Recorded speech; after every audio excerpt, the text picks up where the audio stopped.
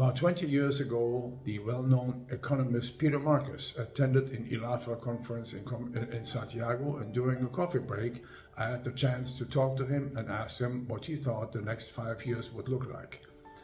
He was the next speaker at the forum and replied to me, "I can tell you and show you exactly how we came to the situation we have today, but I couldn't even tell you what it will look like next week."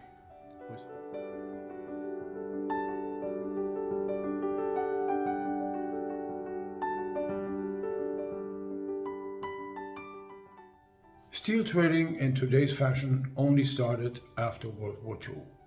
Before that, it was mostly export of steel from one country to another. I define steel trading as buying from one unrelated supplier and selling to an unrelated buyer. In the late 1950s, there were mainly two groups of companies who engaged in steel trading. Associated Metals and Philip Brothers in South Africa, who were primarily dealing in raw materials and then expanded into the steel business. Steel trading companies such as mostly German origin companies such as Ferrostal, Coutinho Caro, Klöckner, Hösch, Otto Wolff, Mannesmann, Thyssen and others.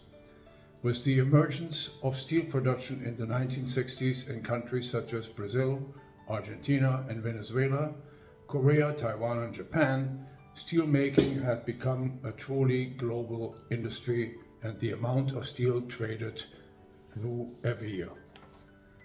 My name is Arti Schmidt, and I retired after 51 years of steel trading at the end of 2019.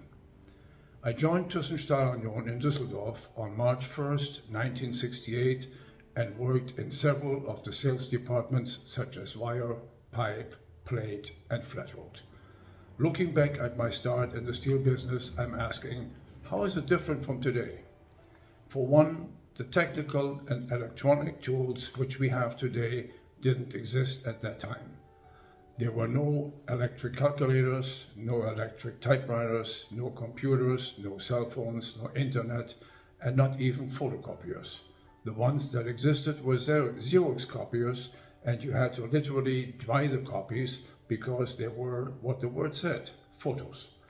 International phone calls had to be done through an operator until about 1972, when DEDD was introduced in some countries. Besides these details, many things have changed, of course, over the past 50 years. In the 1950s and 1960s, steel was made mostly in blast furnaces producing ingots. In the early 1970s, more and more steel mills, especially in Europe, changed to the continuous cast production. In the late 1960s, the first so-called mini-mills were established, making steel in EAFs directly from scrap.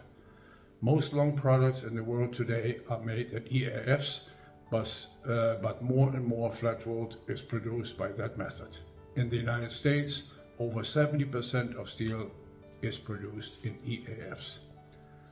On July 15, 1959, all members of the Steelworkers Union went on strike that lasted 116 days.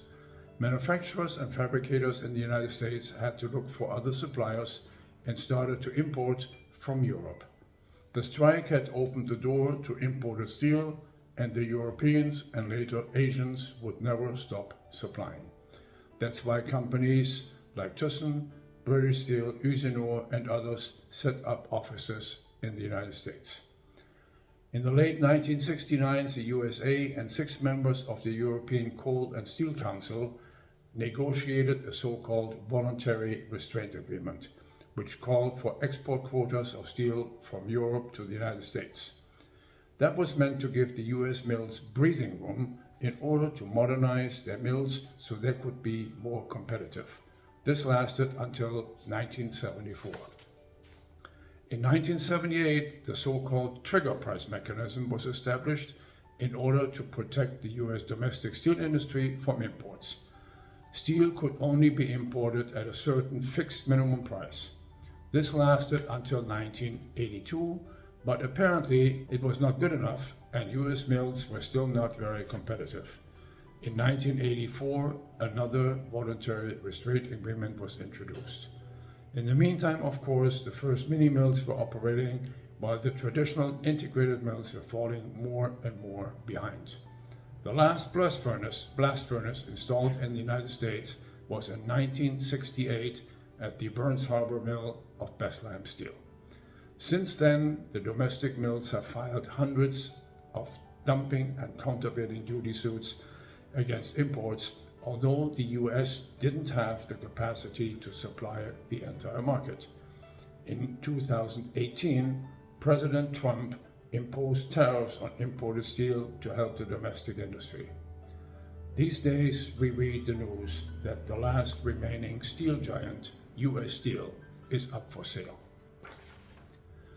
On February 1st, 1970, I landed in New York with 2 suitcases and started to work at Thyssen Steel Corporation on the 70th floor of the Empire State Building.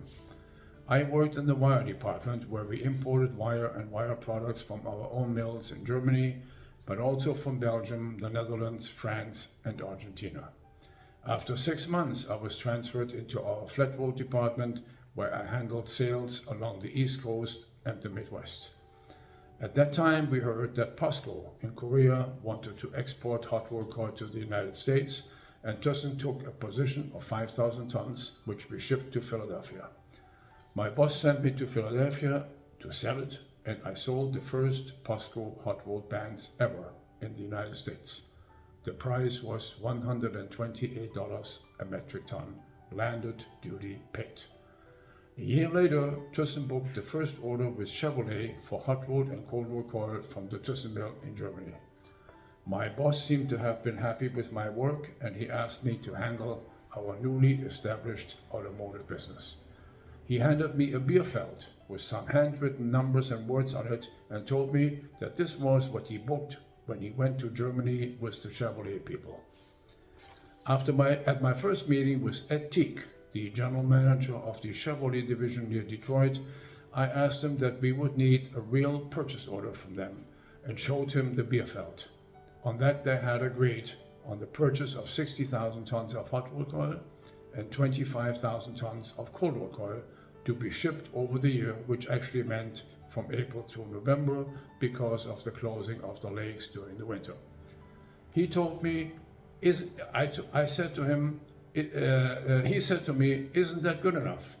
Being a 27-year-old who had just started in that business, I didn't know what to say to the general manager who was in charge of buying 1 million tons of steel, and I replied, "It is not that this is not good enough, but we need more information," and he laughed and assured me that they would, of course, issue formal purchase orders. From then on, we were really good friends.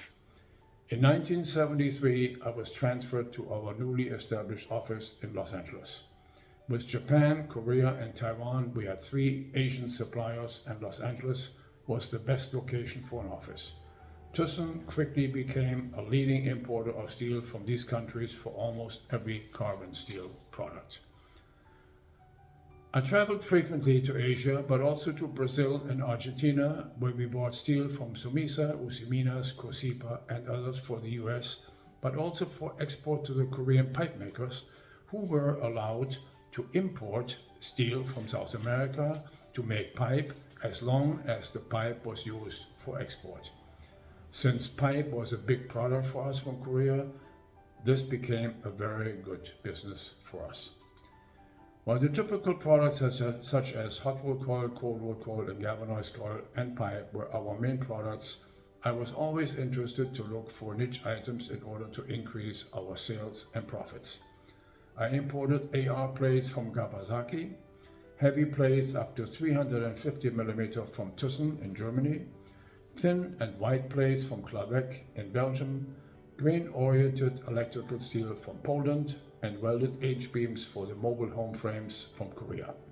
We had also become the main importer of hot rolled coil from Krakatau Steel in Indonesia, whose hot strip mill was capable of producing hot rolled coil up to 1¼ inch, 30 millimeters, and I also exported the 30 millimeter hot rolled coil to Nakajima Pipe in Japan. On one of my first visits to Indonesia, I went to see a company called Ispat Indo. When I saw the small plant in the middle of the jungle outside of Surabaya, I actually felt sorry for the person who owned that mill. Little did I know that this was the first steel mill opened by Lakshmi Mittal, the owner of ArcelorMittal. We had become the exclusive exporter of steel products from AMSA in Mexico, with the exception of the United States, and we shipped every quarter about 20,000 tons of hot rolled coil and plates to Japan. This connection in Japan made it possible for us later to become the main exporter of hot rolled coil from Geneva Steel to Japan.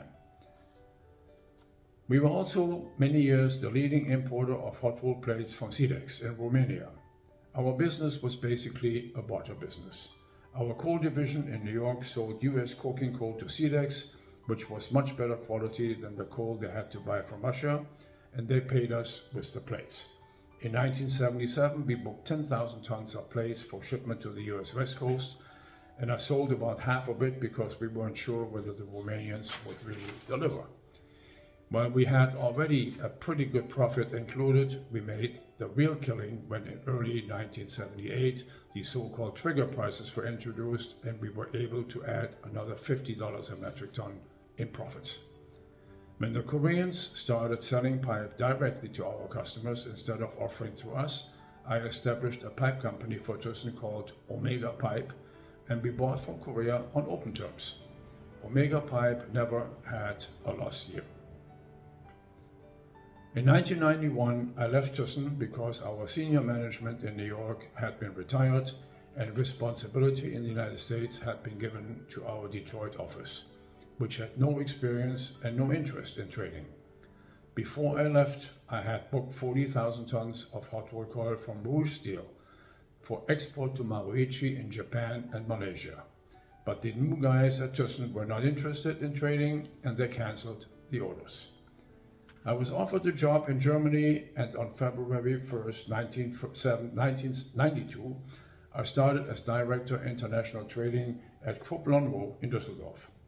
At the time, the boom in China had started and finding steel for export to China had become a difficult task. Since Krupp was 25% owned by the government of Iran, I had the opportunity to export rebars from Iran to China. Despite heavy interference by Bali, which was connected to the top levels in the government, I managed to book 80,000 tons of rebars for shipment to China. In these 1.5 years, I went to Iran at least once every month and visited their steel mills in Isfahan, Shiraz, and Ahvaz.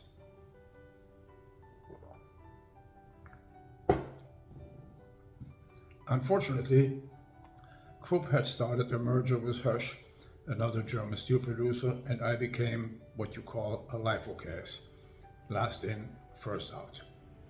In June of 1994, my family went back to Los Angeles and I took a one-year job as steel consultant with AWT, the trading arm of Austria's largest bank, Kreditanstalt Bankverein. The bank wanted to become more engaged in the former Eastern Bloc countries, and these countries often use steel to pay for their imports. I bought materials such as billets, plates, cold rolled sheets and wire rod in Romania, Ukraine, Russia, Belarus and Bulgaria, and sold it mostly to Turkey and Germany. During my time in Vienna, I established my own contact in China and in 1994 managed to sell 25,000 tons of slabs from Angang to the United States. It was the first and only export of slabs from Angang to the United States. Due to my good contact with Angang, I was also the first one to import hot rolled plates from Angang to the United States. In May of 1995, I returned to Los Angeles and started my own company together with a Hong Kong-based trading company by the name of Metals Asia, and I named the company Metals America. In 1998, Metals Asia decided to go public just before Hong Kong was handed over to China, and we terminated the relationship. I needed a trading company to finance my business and started working with Nishu EY in Los Angeles. Nishu EY had been a good customer of ours, and I knew their general manager, Mr. Kansaki, very well. Within a short period of time, I had created substantial business for us, and we were very profitable.